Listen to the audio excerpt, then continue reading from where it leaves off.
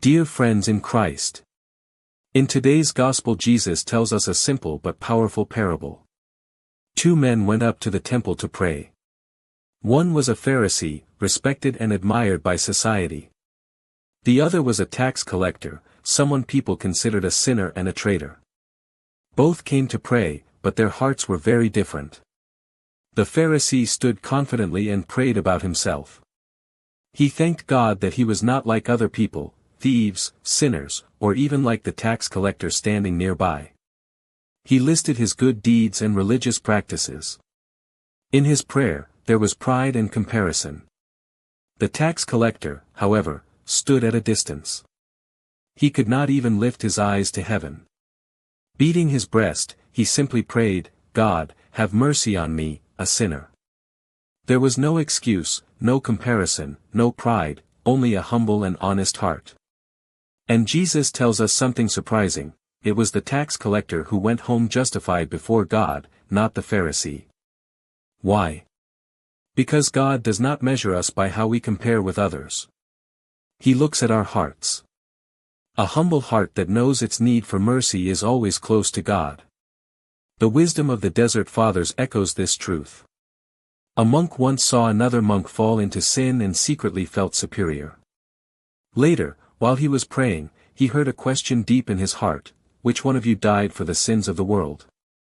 Immediately he realized his mistake. He too depended entirely on God's mercy. None of us stands before God because of our own perfection. The Desert Fathers fled into the silence of the desert to fight pride and to learn humility. Their desert was a place of silence and prayer. Our desert today looks very different. We live in a world full of noise, screens, and constant comparison. Social media invites us to present the best version of ourselves. It is easy to become like the Pharisee, quietly thinking, "God, I thank you that I am better than others." Even faith can become performance. Churches, leaders, and believers can sometimes seek recognition, influence, or applause. But the Gospel reminds us that God is not impressed by appearances. He listens to the humble cry of the heart. Many voices in today's church call us back to this humility.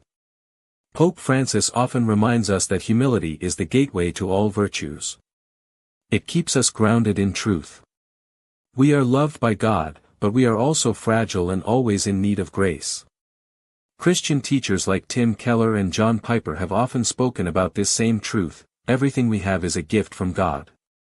If everything is a gift, then there is no room for pride. The tax collector understood this. He knew he had nothing to offer except his need for mercy. The Gospel invites us to ask ourselves today, where do we stand? Are we secretly measuring ourselves against others? Or are we standing before God with honesty and humility?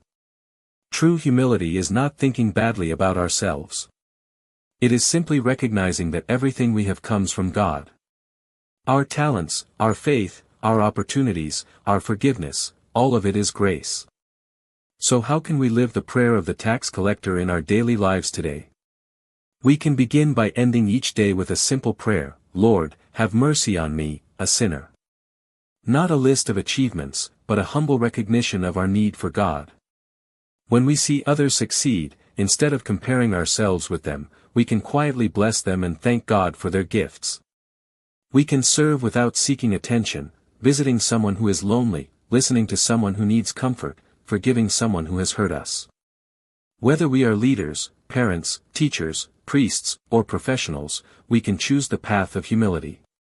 Instead of seeking the spotlight, we can choose the towel and basin, remembering how Jesus washed the feet of his disciples. Humility is not weakness. It is the strength that keeps our hearts open to God's grace. In the parable, the Pharisee left the temple exactly the same as he entered, confident in himself. The tax collector left transformed, resting in God's mercy. Jesus ends with a powerful truth: whoever exalts himself will be humbled, but whoever humbles himself will be exalted. In a world that constantly tells us to promote ourselves, the Gospel invites us to trust God's mercy instead. May we walk the humble path of the tax collector. May our prayer be simple and sincere: God, have mercy on me, a sinner. For it is the humble heart that God lifts up. Amen.